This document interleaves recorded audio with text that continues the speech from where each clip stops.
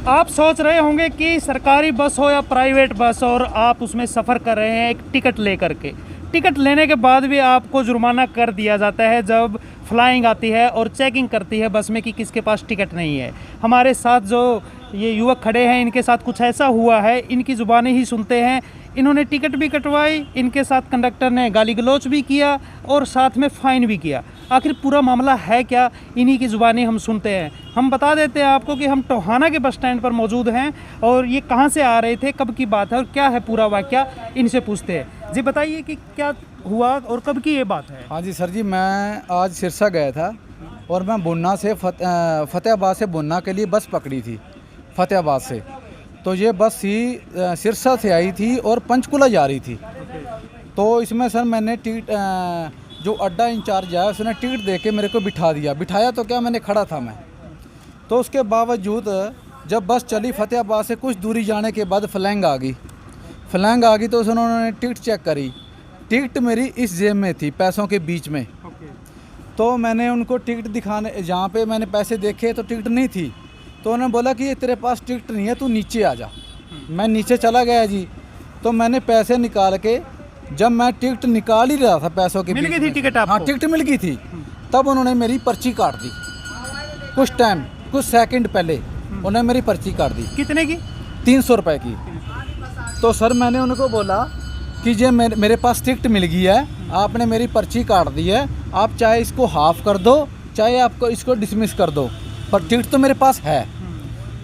तो इतनी देर में वो जो बस का जो कंडक्टर था ना, वो कहने लगा भाई, जो उसने बैंड की गाली दे के मेरे को बोला भाई ये तो बहुत झूठ बोल रहा है, इसके पास टिकट है ही नहीं है, इसको छोड़ो, हमारी लॉन्ग रोटेशन की गाड़ी है, हम अपनी गाड़ी लेके जा रहे हैं। तो उसने गाड़ी चला ली थोड़ी। तो मैंने इतनी देर में उसने मेरी 300 की पर्ची काट दी। तो जो वो अधिकारी लोग थे उन्होंने बोला भाई आप ऐसे करो, जल्दी गाड़ी में चढ़ जाओ, आपकी हमने पर्ची तो काट दी है, चढ़ जाओ। मैं गाड़ी में चढ़ गया जी। गाड़ी में CCTV कैमरा भी लगा हुआ था।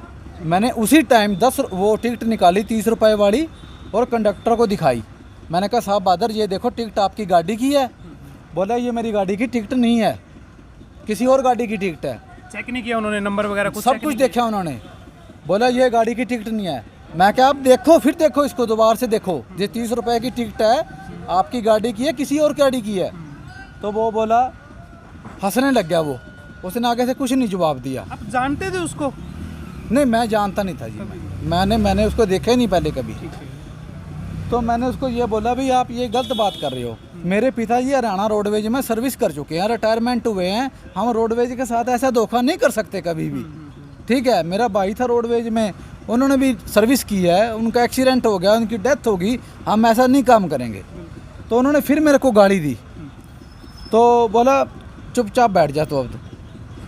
ठीक है, तो मैं बैठ गया जी। मैं अपना बोलना उतर गया। मैं कहा लेकिन इस बात की मैं शिकायत उच्च अधिकारियों को जरूर करूँगा। कब की बात है ये आज की बात है सर। कितने बजे? आज ये होगी कि 12 बजे की बात होगी। मैं 12 बजे बस पकड़ी थी वहाँ से जी। हरियाणा रोडवेज की? हरियाणा रोडवेज की बस, फतेहाबाद डिपो की बस थी। उसकी नाइट है पंचकुला में। पंचकुला में नाइट है। तो आपके हाथ में जो ये डॉक्यूमेंट है इस इनमें क्या है? ये सर एक मैंने 3 ये करवाई हैं, फोटोकॉपी करवाई है इसकी। एक तो मैं GM साहब को दूंगा, माननीय GM साहब फतेहाबाद को। एक CM विंडो में लगाऊंगा मैं। अगर मेरी कोई फिर भी नहीं पहुंच होती तो फिर मैं कोर्ट का दरवाज़ा खड़काऊंगा मैं। नाम क्या है कंडक्टर का? कंडक्टर का नाम सर इसमें दे रखा है, देखिए इसमें लिखा होगा। आपने किसी से पता किया नाम, कंडक्टर का नाम क्या है?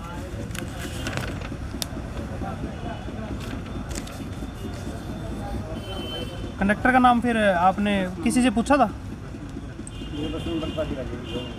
बस नंबर से ड्यूटी पर जो थे, ड्राइवर है या कंडक्टर है, वो तो वैसे कंफर्म भी हो जाएगा। तो आप देख सकते हैं कि किस तरह से, अगर टिकट भी थी इनके पास, हरियाणा रोडवेज का ये मामला है और इनके पास सभी प्रूफ हैं। टिकट जो ली थी वो भी इनके साथ कॉपी करके लगाई हुई है कि, और इससे कोई चोरी नहीं है क्योंकि टिकट के नंबर से पता चल जाएगा कि ये टिकट कब की है और किस बस की है। कंडक्टर का नाम भी ये मेरे पास टिकट है, गाड़ी नंबर की, ये गाड़ी की टिकट है, ये टिकट है, ये इनकी रसीद है ये।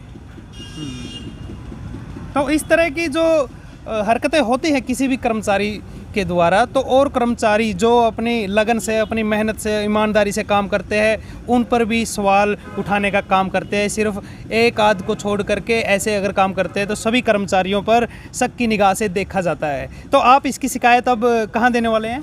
मैं इसकी शिकायत सर सबसे पहले तो मैं जीएम साहब को दूंगा, ओके, तो उसके बाद सीएम विंडो में लगाऊंगा, लगाएंगे। तो उसके बाद फिर मैं हाईकोर्ट का दरवाज़ा खड़काऊंगा जी। तो एक तरह से अभद्र व्यवहार भी किया गया है, जैसा कि इन्होंने बताया कि इनको बहन की गाली दी। बहन की गाली दी ना बहन की आपको? गाली दी है। मैं पहले से हलासमेंट हूँ सर, मेरी डिप्रेशन की दवाई चल रही है फतेहाबाद स्वास्थ्य विभाग से। इन्होंने मेरे को और टॉर्चर किया, 40-45 सवारियों के बीच में टॉर्चर किया है। उसका जो भी धारा लगती होगी वो मैं धारा इसके उनके ऊपर लगवाऊंगा मैं।